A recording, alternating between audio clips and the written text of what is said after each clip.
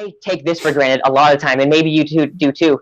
Even on Facebook, our posts sometimes go way over people's heads, and it's something so simple to us and something so recognizable. But sometimes I'll get like, dude, I'm so glad you said that. I never understood that. But to me, I'm like, holy crap, I almost edited that part out because I thought it was useless information.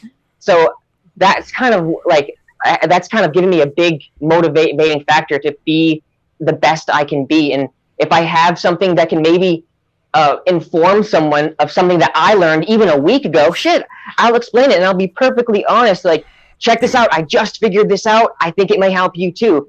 I'm never too good to help someone, especially because I'm learning every day. Every single day, I'm constantly learning. And if you're not, I think that's a problem. You got to learn.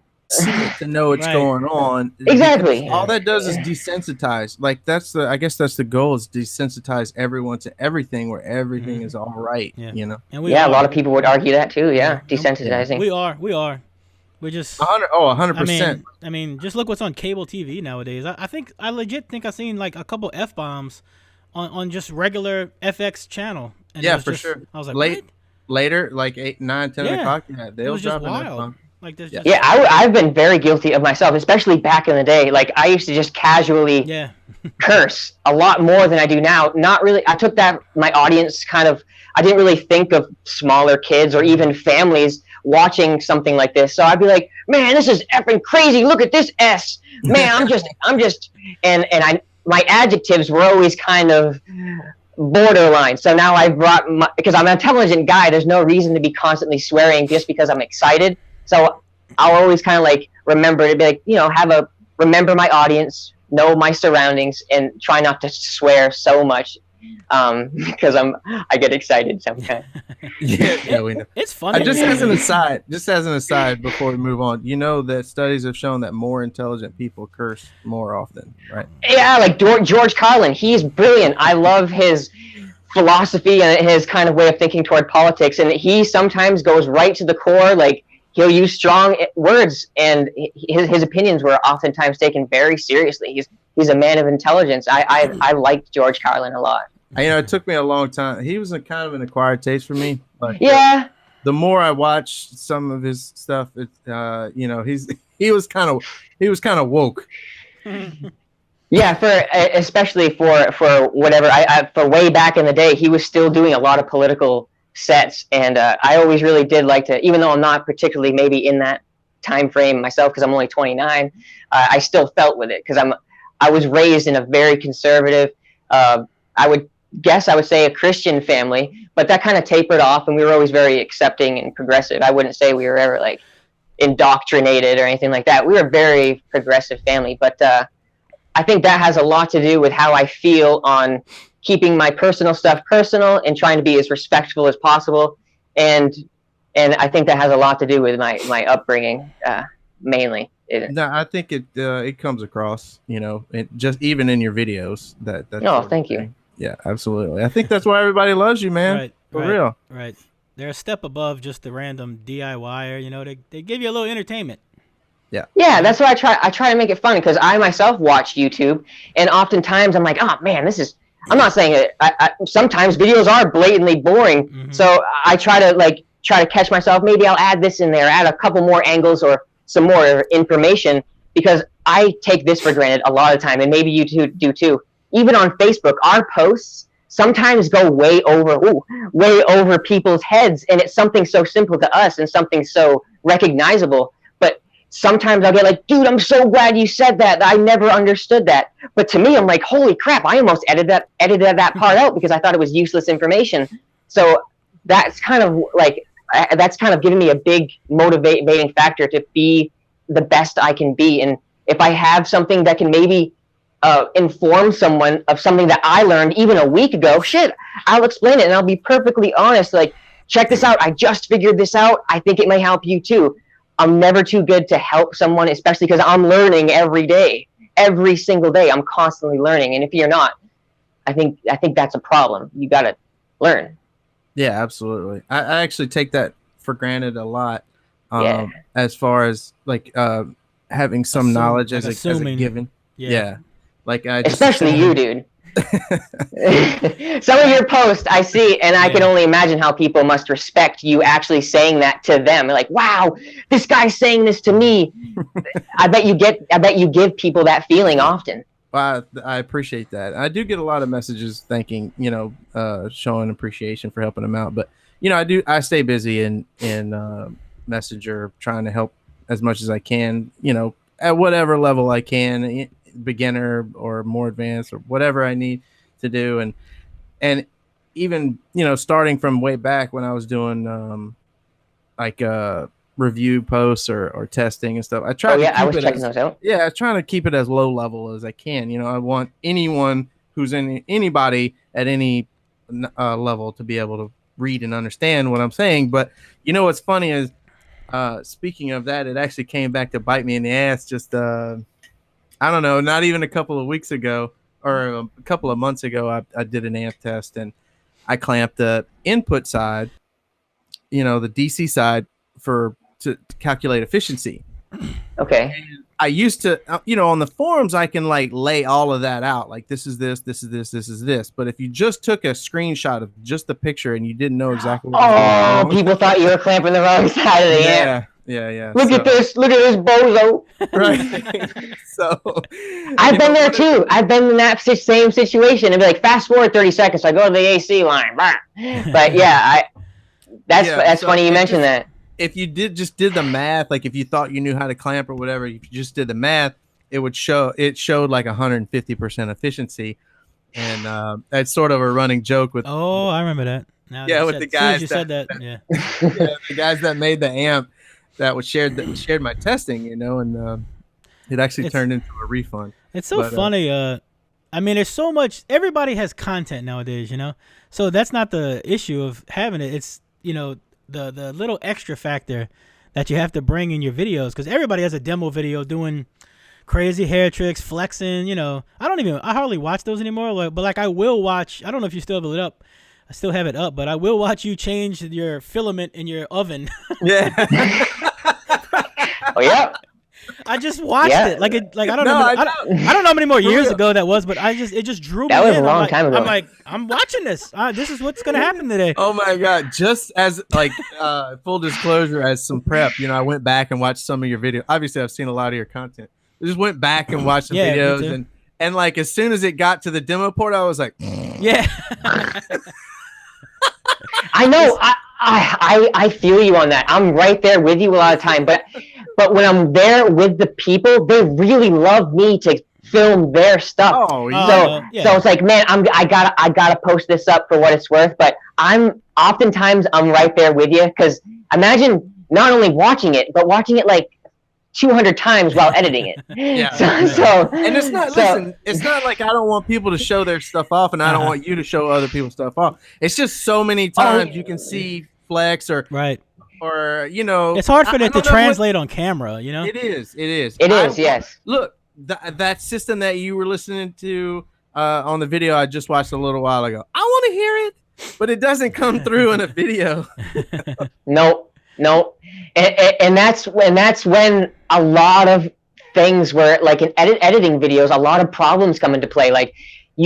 Someone's so excited they're going to give you a demo and you're recording, and they just so happen to play a song that's frequency is right. 2 increments away from your shutter rate or your frame rate. It does nothing. And it doesn't look like anything. Yeah. It doesn't look like anything. And then you have to go back and change the D-sample and actually drop some frames to get some movement in there, just so when they watch it, people aren't like, nah, this is weak. Yeah. Because those frames do exist. You just have to take out some of them to actually piece together a wave. Whoa, you can do that? Shit's weak. Yeah. So if you're filming, it's called desampling. So I'll sometimes desample down to 8. It's incremental. So you can go down to 0.8 and 0.9, 1.0. So let's say if it's a 60 frame video and you're filming put on, for example, I'm putting a that has many different frequencies. All of a sudden, 2 of the notes in that song look like nothing, but the rest of the song looks great. So for that last part, I'll actually desample it so you can see the flex.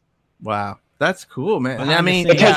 It takes so much longer. Yeah. Well, that's like Ronnie Smith just said. It's trade secrets, man. Yeah, He's yeah. talking about trade secrets. Yeah, but oftentimes, like, I'm totally cool with saying these things, and sometimes if you get around to it, you can actually, there's other tricks you can do to make it look better on video. If you have interlaced, a lot of cameras are like interlaced, they'll scan from left to right.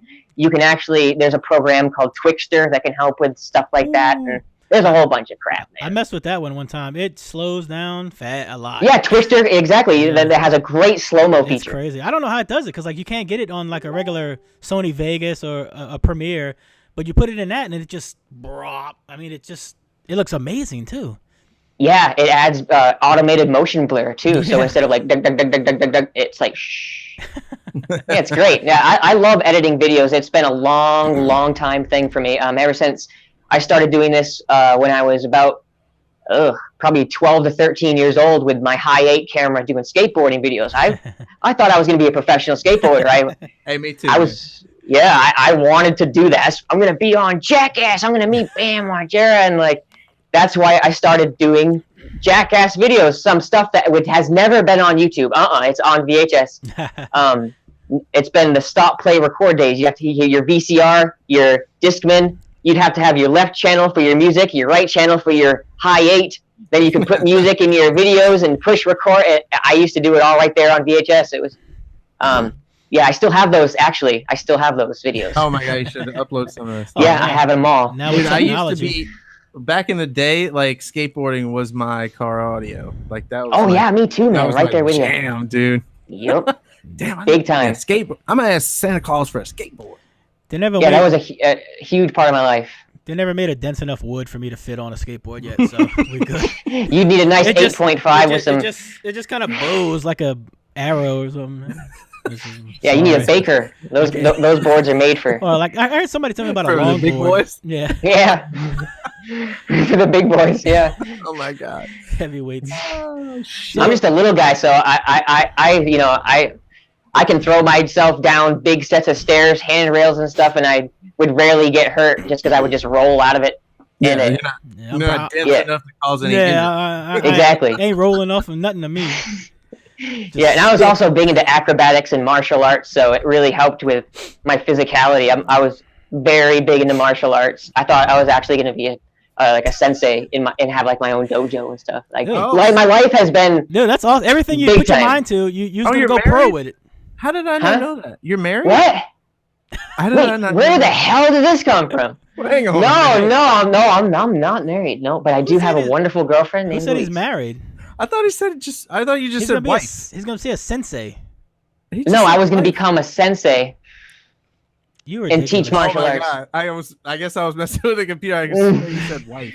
Yeah, that's way down the road, 10 years away. If she's watching, my bad. I didn't mean to get you Yeah. excited. Yeah, 10 years, yeah, 40 plus 10 years old. Does she know this? I wanna Yeah, we're on board. Okay. All right. Yeah. That's funny. Everything you put your mind to, you're just like, I'm going pro with this. Yep. I got that. Yeah, well, I came very close. I won several competitions, had sponsor me tapes. I mean, I was doing like flip in down handrails and stuff, like kickflip 5-0 down handrails and like kickflip crooked grinds down handrails.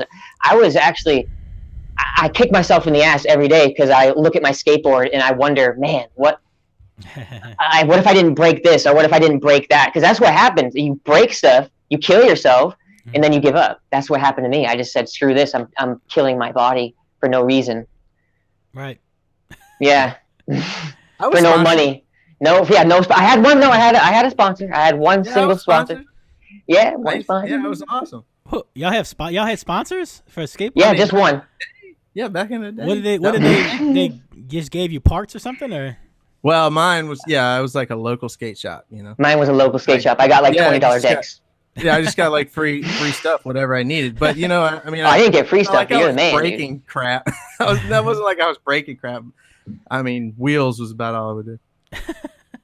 All I would need ever. You know what I mean? Not like I wasn't breaking trucks, taking off of friggin' buildings and shit. But Yeah, anyway. it's my car audio videos actually started with skateboarding in them. If you remember, every video would have a random skateboard trick in it, or a random little flippity poo, I would call I've it. seen it. And it kind of died off as I got older. Like I just kind of stopped flipping and stopped doing flips. Yeah. I swear to God, I'm going to get me a damn skateboard, and I'm gonna bust out the GoPro, and I'm gonna make a damn. It's not like a bike. It's not gonna come back exactly how you remember. Yes, it will. Dude, we have to see that. That has to be. There it is. Live too. No editing. There it is. Live. I got that. He's definitely not doing that. I will 100% do a kickflip live. I will do it too. If you do it, I promise you. I'm not making no promises. I don't think so. I got that. I'll do that. What they call it, a coffin grind? I'll do that. I'll just slide on the board face down or whatever that is. You might end there. I've never heard of that grind. Yeah, whatever it is. I don't know. I just made it up. Coffin grind where you just slap your face on the ground. While I eat Popeyes going down the ends in the coffin. Yeah, that's why they call it that. Yeah.